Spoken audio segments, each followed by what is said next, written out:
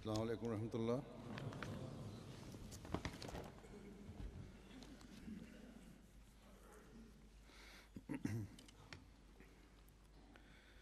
أشهد أن لا إله إلا الله وحده لا شريك له وأشهد أن محمدا عبده ورسوله أما بعد فأعوذ بالله من الشيطان الرجيم بسم الله الرحمن الرحيم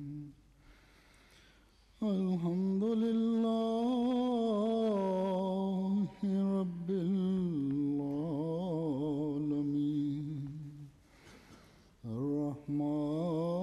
الرحمن الرحيم مالك يوم الدين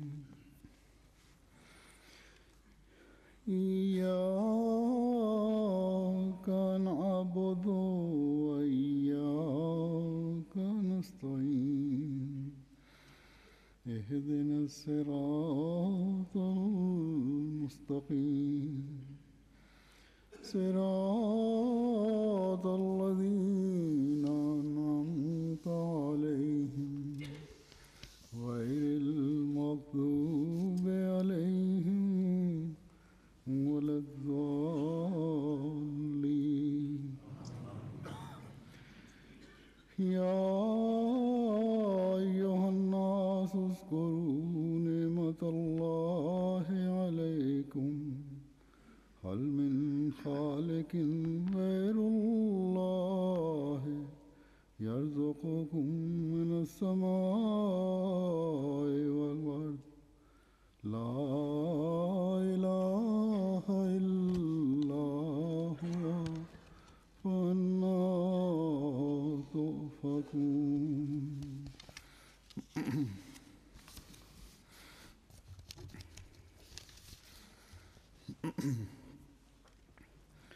अल्लाह ताला ने अपने खालिक होने का जिक्र कुरान करीम में Allah a annoncé dans d'innombrables versets du Saint-Coran और qu'il मुख्तलिफ est आयों में Al-Khaliq, c'est-à-dire le Créateur. Il nous a expliqué sous différents angles qu'il est le Créateur, qu'il est celui qui nous a créés.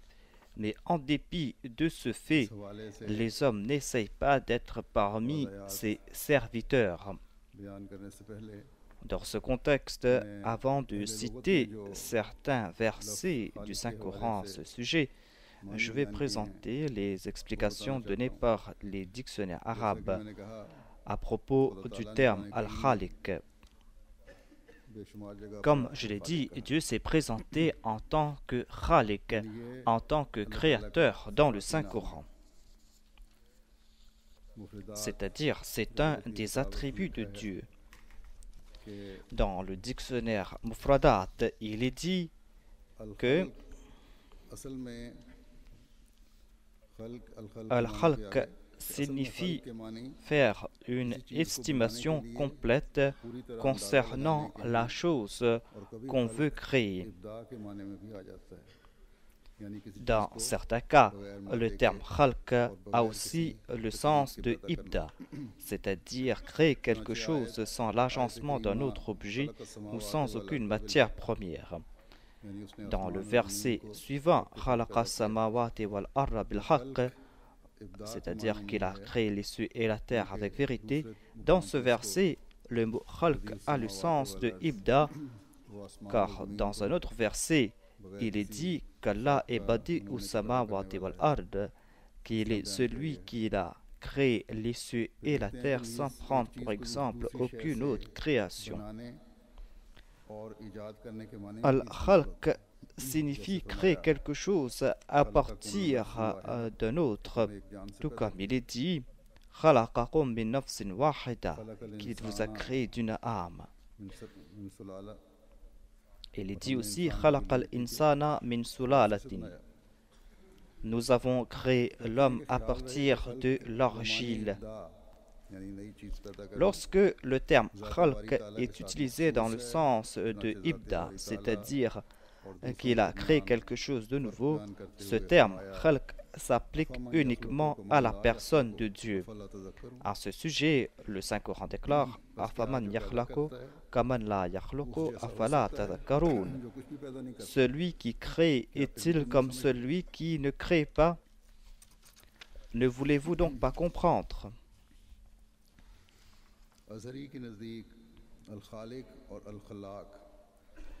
Selon Azhari, Al-Khaliq et Al-Khallaq sont deux attributs de Dieu, et lorsqu'on utilise l'article Al, ces deux attributs s'appliquent uniquement à Dieu. Cela signifie qu'il est celui qui crée quelque chose à partir du néant. Khalq signifie en premier lieu faire une estimation. Allah est connu comme Khaliq en raison de sa détermination quant à la nouvelle chose qu'il veut créer. Il est aussi connu comme Khaliq lorsqu'il crée quelque chose de nouveau. Selon les Arabes, Khalq signifie créer quelque chose de nouveau sans exemple antérieur, et toute chose qui a été créée par Dieu n'a pas d'exemple antérieur. Le Saint-Coran présente plusieurs attributs de Dieu pour signifier son pouvoir de création.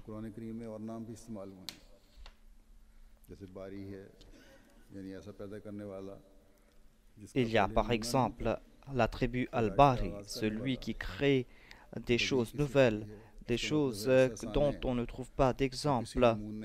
Il y a aussi le Badi, c'est-à-dire celui qui crée sans qu'il ait besoin de prendre pour exemple aucun objet, sans qu'il ne soit limité dans le temps ou l'espace. C'est-à-dire, il n'a besoin de rien pour créer. Il y a aussi l'attribut Al-Fatir. Quand cet attribut est utilisé pour Dieu, cela signifie celui qui lance la création, celui qui l'embellit. Ce sont des attributs, ce sont des termes qui se ressemblent. Je vais expliquer cela plus tard. Pour l'instant, je vais parler à propos du terme Al-Khaliq en citant des versets du Saint-Coran. La traduction du verset que j'ai cité au tout début est comme suit. Ô homme, souvenez-vous de la faveur d'Allah envers vous. Y a-t-il quel créateur autre qu'Allah qui vous approvisionne des cieux et de la terre? Aucun n'est digne d'adoration sauf lui. Comment donc pouvez-vous vous laisser détourner de la vérité? Ici, Allah donne un message à l'humanité. Allah fait comprendre à l'homme qu'il a fait de lui le meilleur de sa création et lui a accordé ses faveurs pour sa subsistance. Ne croyez pas que quelqu'un d'autre pourra vous accorder les subsistances que Dieu vous accorde. C'est Dieu qui accorde ses subsistances et c'est lui le maître des cieux et de la terre. La nourriture que vous présente la terre dépend de la subsistance qui vient du ciel. Sans la pluie du ciel, l'eau sur terre disparaîtra. C'est Dieu qui crée ses provisions sur terre et c'est lui qui a placé au ciel des moyens pour les provisions sur terre.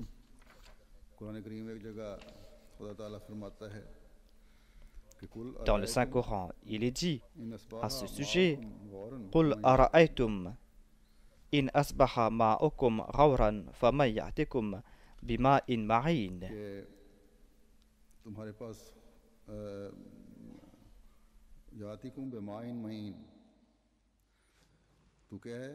बताओ तो सही कि अगर तुम्हारा पानी जमीन की गहराई में गायब हो जाए Dites-moi, si toute votre eau devait disparaître dans les profondeurs de la terre, qui donc vous apportera de l'eau claire et vive? पहाड़ों पर बर्फ Les sources de la terre, ये सब les अल्लाह ताला glaciers, des montagnes, la pluie, tout cela a été créé par Dieu. इंसानियत की बका के लिए Il a aussi créé le soleil, la lune, les étoiles pour l'existence de l'homme. और ये सब खुदा ताला की मखलूक Tous ces corps célestes jouent un rôle important. इसमें ये भी वादे कर दिया Et tout cela a été créé par कि Dieu. जिस तरह तुम्हारी दुनियावी Et जिंदगी il nous fait comprendre aussi तमाम que नेमतों का c'est lui qui est le créateur de ses provisions et de ses moyens de subsistance physique. खुदा ताला ने समान किए हैं De même, il a créé aussi les moyens de subsistance spirituelle. Et en raison एक फितरत de इंसान l'existence de ces provisions physiques et spirituelles, il incombe à toute personne de bonne nature que de s'évertuer à adorer ce Dieu unique, celui qui a créé ces moyens de subsistance physique et spirituelle. तो आज की आर्जी Et risk Allah fait comprendre à l'homme असली que risk और रूहानी ces risk है provisions matérielles sont temporaires. La vraie subsistance est la subsistance spirituelle qui sera éternelle, une subsistance qui sera utile dans l'au-delà, et il ne pourra pas acquérir ces provisions tant qu'il ne s'évertue pas à adorer Dieu l'unique en toute sincérité, ये असल है tant qu'il n'adore pas Dieu uniquement. हमें भी जरूरत है Voilà donc la chose fondamentale que nous devons comprendre. अल्लाह ताला के Voilà ce que nous devons aussi expliquer aux autres. तहकीक में Les prophètes font partie de ces moyens de subsistance spirituelle que Dieu a créés. खुदा ताला ने Et cela s'est manifesté dans toute sa plénitude en la personne du saint prophète Mohammed Mustafa sallallahu alayhi wa sallam. कामिल तख्लीक का एक नमूना है Et il était l'exemple parfait de la création de Dieu. Et il était l'homme parfait चाहे दुनियावी et l'on ne pourra pas profiter dans toute leur plénitude des faveurs matérielles et spirituelles sans suivre le saint prophète Mohammed Mustafa sallallahu alayhi wa sallam. C'est un exemple que nous devons avoir en tête, c'est un exemple que nous devons aussi présenter au monde. खुदा करे Ce sont là des faits fondamentaux. Que Dieu fasse que nous puissions accomplir nos devoirs en ce sens et que nous puissions aussi expliquer cela au monde et que nous soyons des serviteurs de Dieu. Dans un autre verset du Saint-Coran, Allah déclare وأنزل لكم من السماء ماء Aman khalaqa samawati wal arda wa anzala lakum minas sama'in ma'an ما كان لكم أن فأنبتنا به حدائق ذات البهجة ما كان لكم أن تنبتوا شجرها أإله مع الله بل هم قوم يعدلون. ये बताओ कि कौन है वो जिसने आसमानों और ज़मीन को पैदा किया Ou qui a créé les cieux et la terre et qui a fait descendre du ciel pour vous l'eau avec laquelle nous faisons croître des vergers resplendissants. दरख्त परवान चढ़ाते Vous n'auriez pas pu faire croître leurs arbres. Y a-t-il un Dieu avec Allah? Non, mais c'est un peuple qui s'écarte du droit chemin. बस हमें इस तरह तवज्जो दिलाई कि ज़मीनी Ici, on nous fait comprendre que nous devons méditer sur la création des cieux et de la terre. Si en toute justice et en toute intelligence on étudie cela, on ne pourra nier l'existence de Dieu, फिर पैदा करके celui qui a créé tout cela. Et après avoir créé le monde, il ne l'a pas abandonné. Il déclare aussi से पानी उतारा है que Wa anzala lakum minas sama'i ma'an, c'est lui qui fait descendre la pluie du ciel. Il fait descendre cette pluie afin que vous puissiez vous maintenir en vie. Dans un verset précédent, il est dit que si votre eau disparaissait dans les tréfonds de la terre, qui pourra l'apporter? Dieu a prouvé son existence. D'une part, il déclare que c'est lui qui envoie l'eau. L'eau joue un rôle important dans l'existence de la vie sur terre. L'on dit que lorsque la terre était brûlante, il existait sur sa surface certains types de bactéries. Mais la vie que nous voyons aujourd'hui ne pouvait pas exister dans une telle atmosphère. C'est Dieu qui a envoyé l'eau du ciel et qui a ainsi créé la vie sur terre. Les pluies continuelles ont rendu la terre apte à accueillir la vie. Tel fut le plan de Dieu. Et c'est ainsi qu'il a créé toutes choses. Il déclare que ces jardins verdoyants, la propreté, votre santé, la subsistance qu'il vous a accordée, toutes ces choses ont été créées par Dieu et tout cela dépend de l'eau qui descend du ciel. Il y a un cycle continuel de l'eau.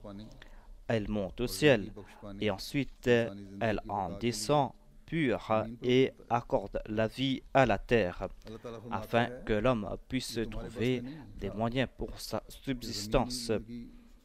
Allah déclare que vous n'auriez pas pu créer la vie sur terre. Méditez sur cette question et prosternez-vous devant Dieu.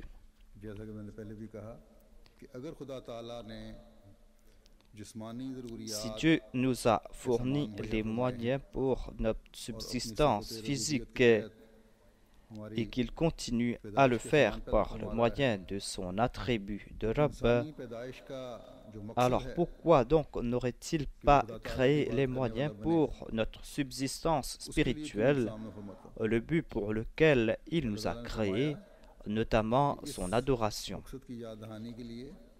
Allah déclare que les prophètes ou ses envoyés sont là pour nous faire comprendre l'importance de notre vie et l'objectif de notre vie. Cette eau spirituelle descend grâce aux prophètes. L'eau physique crée de la verdure sur terre et les jardins, les champs montrent cette verdure. Mais il y a aussi des mauvaises herbes qui poussent, des mauvaises herbes qui peuvent nuire à ces champs cultivés. Et dans certains cas, il est très difficile pour l'agriculteur d'enlever ces mauvaises herbes.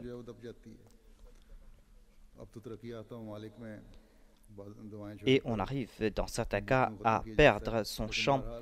Dans les pays développés, on utilise des herbicides pour s'en débarrasser, mais il y a encore des pays où les agriculteurs n'arrivent à rien faire et qui subissent des pertes en raison de ces mauvaises herbes qui poussent après des pluies.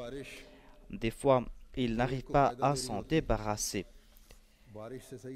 D'une part, l'eau apporte des avantages. D'autre part, ceux qui ne profitent pas à bon escient de cette eau subissent des pertes. Telle est la situation dans le monde spirituel. La venue des prophètes apporte une pluie spirituelle et ceux qui sont de bonne nature profitent de cette eau. Quant à ceux qui s'opposent aux prophètes et ceux qui n'ont pas de lien avec la foi, eh bien, ces personnes en sont privées. Non seulement qu'elles en sont privées, mais elles détruisent aussi leur vie de l'au-delà. Nous avons vu ça à l'époque du saint prophète Mohammed Mustafa sallallahu alayhi wa sallam. Les indigents, les pauvres ont profité de cette eau et ils ont eu le plaisir de Dieu. Mais certains chefs ont eu une fin ignoble ici-bas. Et Dieu les avait avertis d'un châtiment rigoureux dans l'au-delà.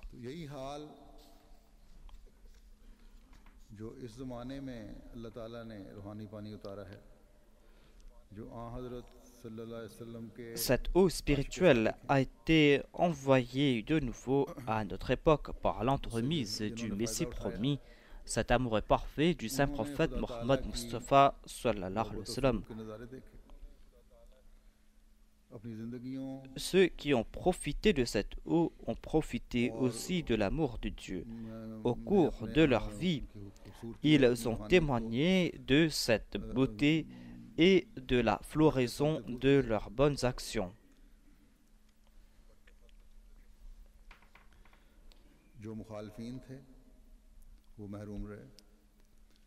Quant à ceux qui se sont opposés à lui, eh bien, ils ont été privés de cette eau.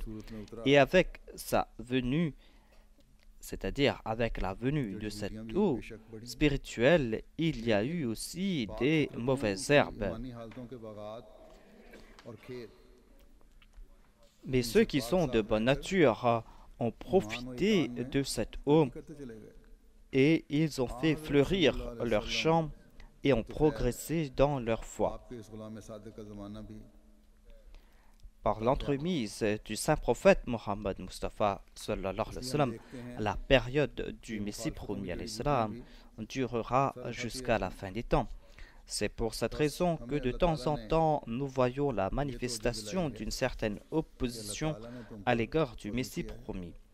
Dieu nous fait comprendre que c'est lui qui nous a accordé ses faveurs et c'est lui qui fait descendre du ciel cette pluie. Il fait descendre une eau qui a étanché les champs de nos cœurs. On doit donc tout le temps en profiter de cette eau à bon escient.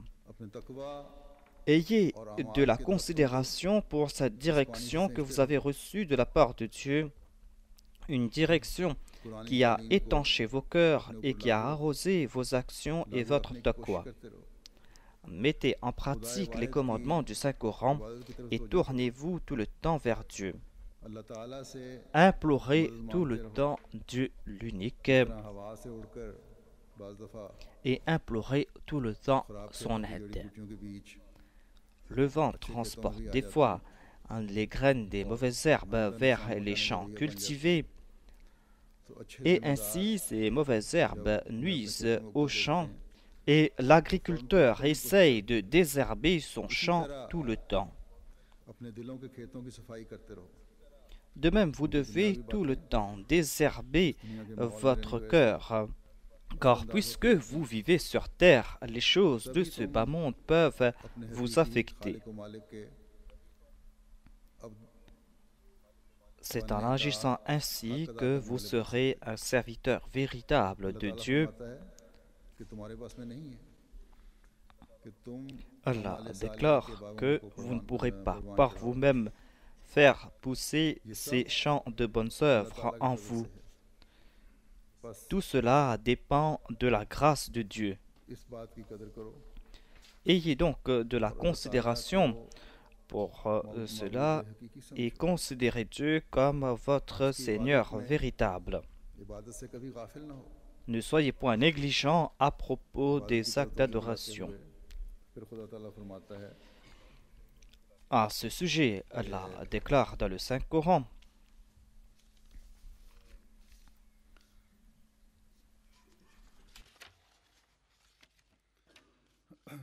أَمَّنْ يُجِيبُ الْمُضْطَرَّ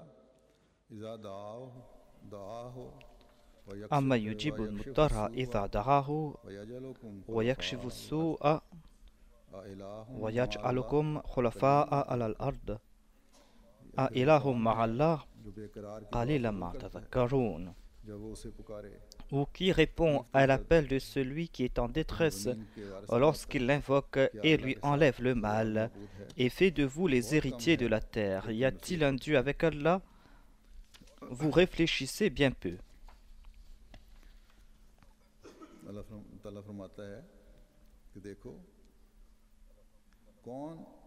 Allah déclare qu'il écoute celui qui est en pleine détresse.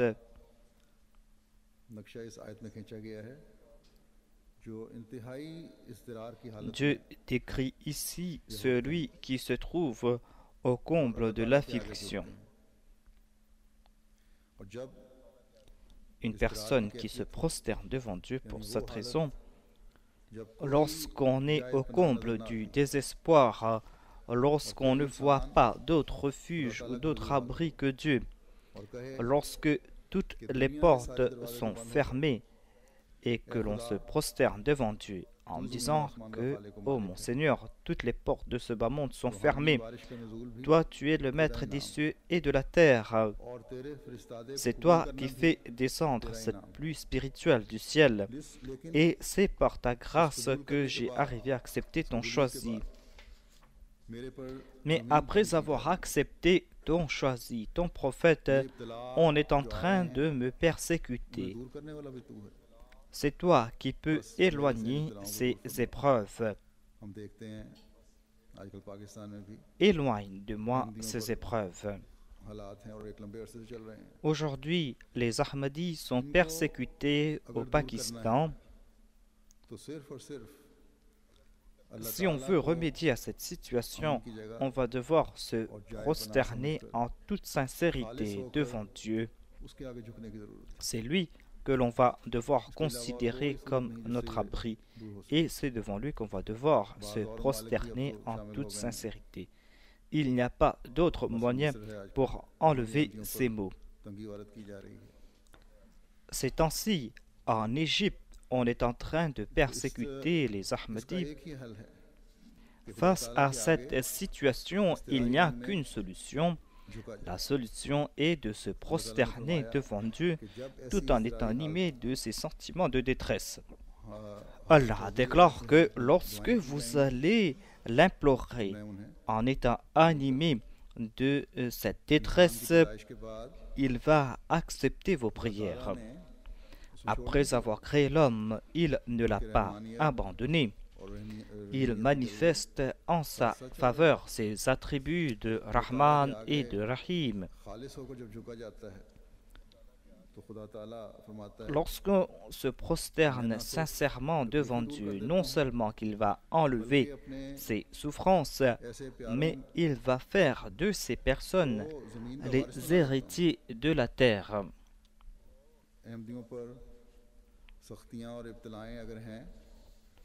Les Ahmadis sont persécutés aujourd'hui parce qu'ils ont accepté comme véridique l'envoyé de Dieu.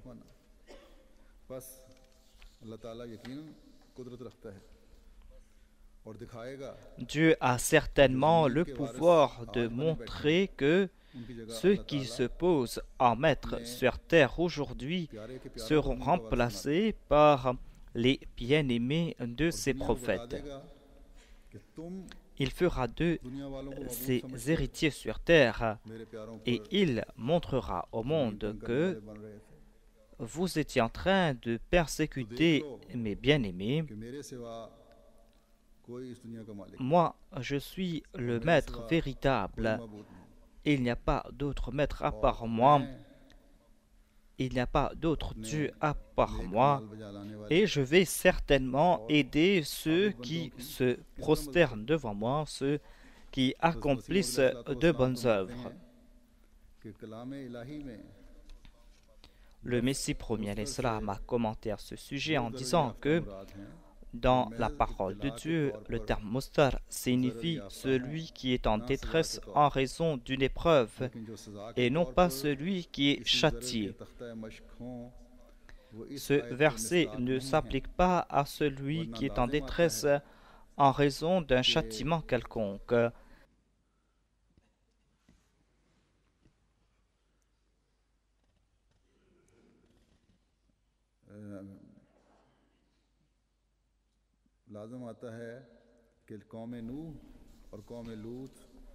Sinon, Dieu aurait exaucé les prières des peuples de Noé, de Lot et de Pharaon lorsqu'ils étaient envahis de détresse.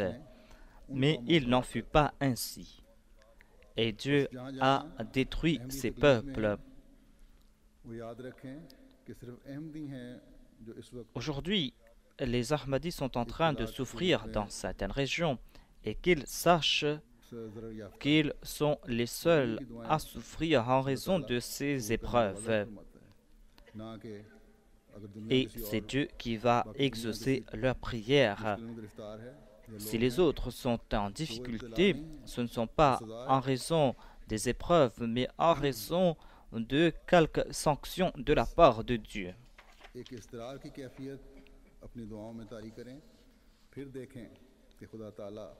Passez donc par cet état de détresse et vous allez voir comment Dieu va enlever vos souffrances et difficultés de par sa grâce. À ce sujet, le Messie promis, alayhi salam, déclare que sachez que Dieu est indépendant tant qu'on ne l'implore pas en étant animé de détresse, il ne se soucie guère qu'Allah nous donne la possibilité de faire de telles prières, des prières qui vont prouver que nous considérons Dieu seul comme notre abri et maître. Dans un autre verset, il déclare « Afaman yahdikum fi dhulumatil barri wal bahri wa man yusiru riyaha bushram bayna yada rahmatih »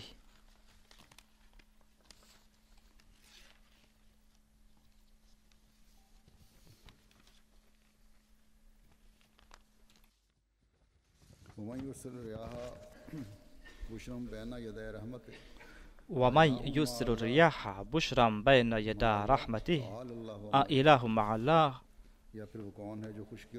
تَعَالَى اللَّهُ عَمَّا يُشْرِكُونَ. Ou qui vous guide dans toutes sortes d'obscurités de la terre et de la mer, et qui envoie les vents comme une bonne annonce en avant de sa miséricorde. Y a-t-il un Dieu avec Allah? Exalté est Allah bien au-dessus de ce qui lui associe.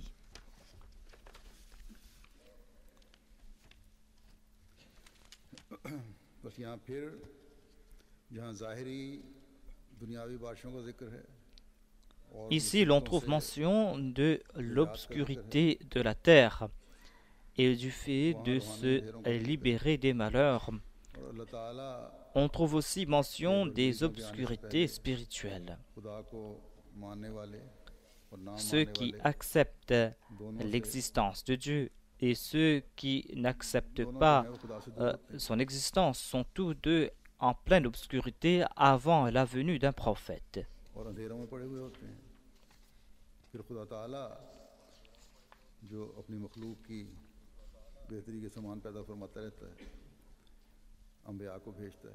Dieu envoie des prophètes pour le bien-être de l'humanité. Et le saint prophète, Mohammed, paix soit lui, fut envoyé lorsque le monde fut dans les ténèbres, tout comme cela a été dit dans le Saint-Coran. Les troubles régnaient sur terre et sur mer. Même ceux qui acceptaient l'existence de Dieu étaient au comble de leur décadence. Et quant à ceux qui ne croyaient pas en l'existence de Dieu, eh bien, ils étaient eux aussi au comble de la décadence. Et c'est là que Dieu a envoyé le saint prophète Mohammed sallallahu alayhi wa sallam.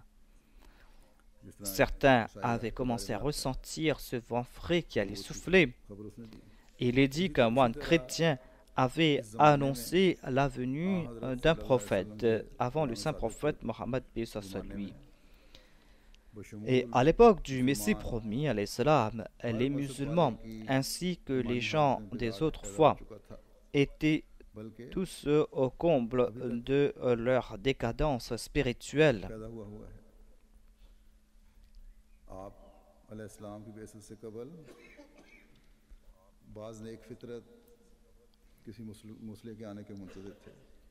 Tout juste avant sa venue, certains attendaient la venue d'un réformateur et ils ressentaient que quelqu'un allait venir, car le monde se trouvait au comble de la décadence.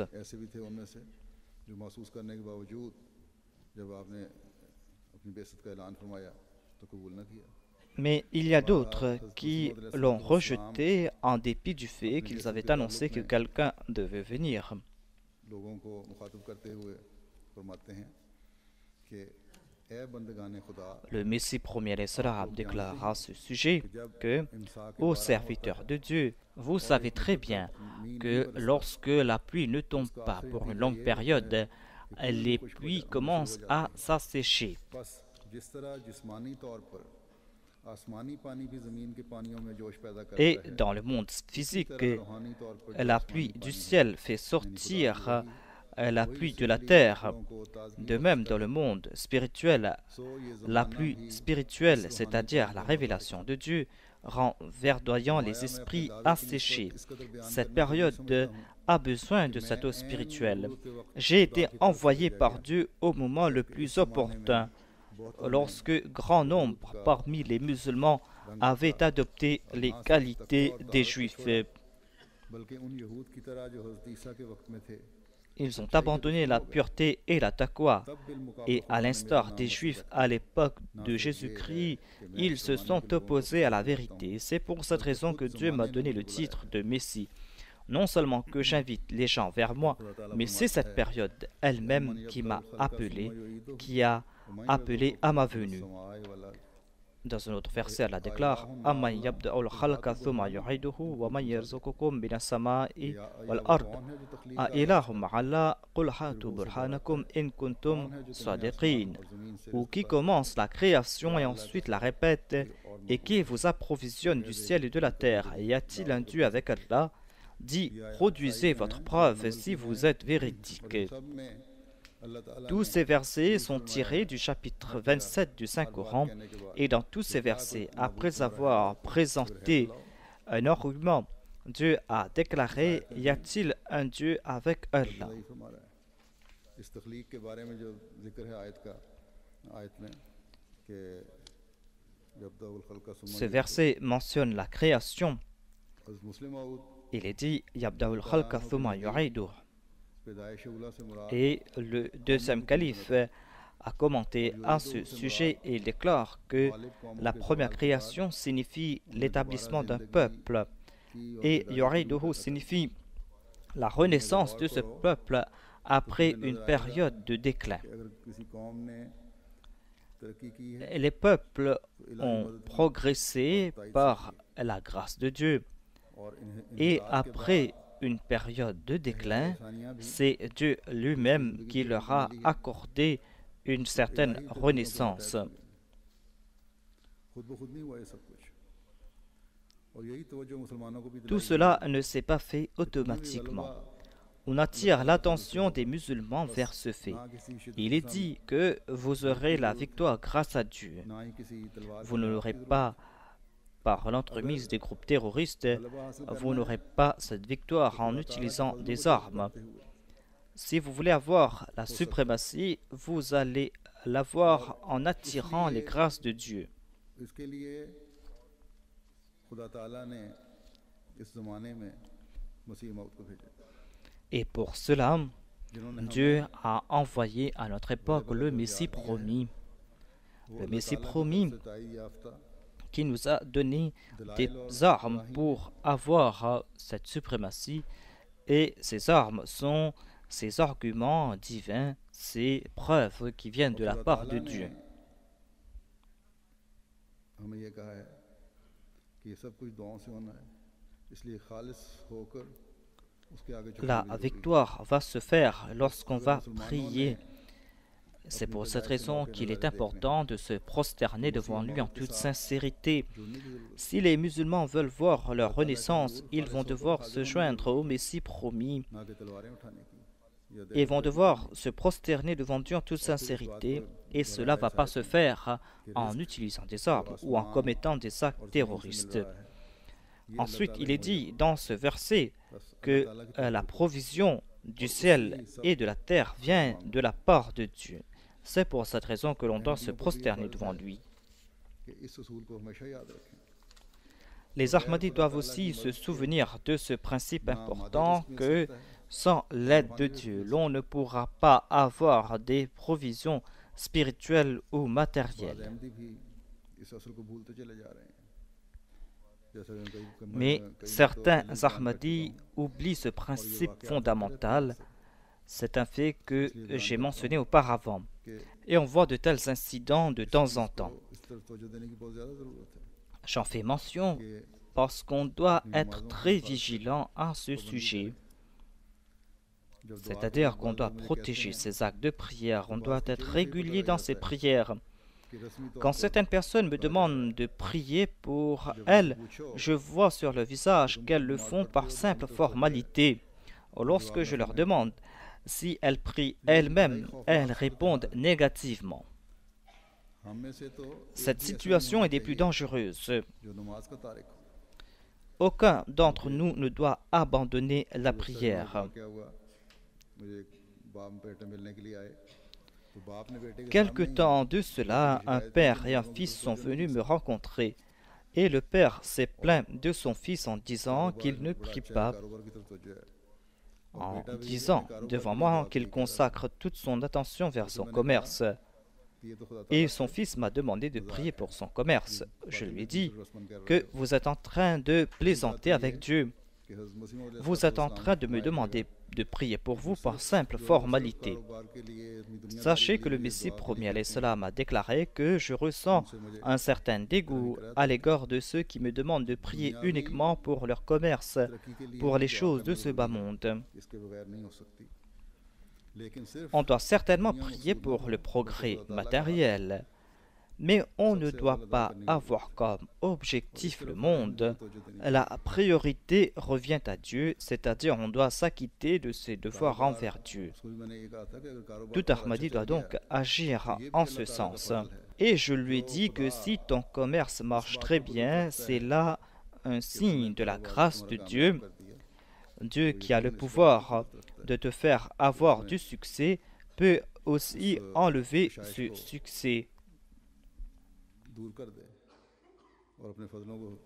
Et il peut aussi enlever les faveurs qu'il vous a accordées. C'est pour cette raison que l'on doit tout le temps se prosterner devant Dieu.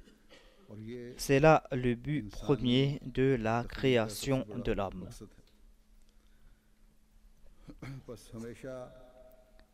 Nous allons devoir nous acquitter de nos devoirs envers Dieu et nous allons pouvoir le faire lorsque nous allons le considérer comme notre Seigneur véritable, lorsque nous allons nous prosterner devant lui. Qu'Allah nous en donne la possibilité à nous tous. Amin.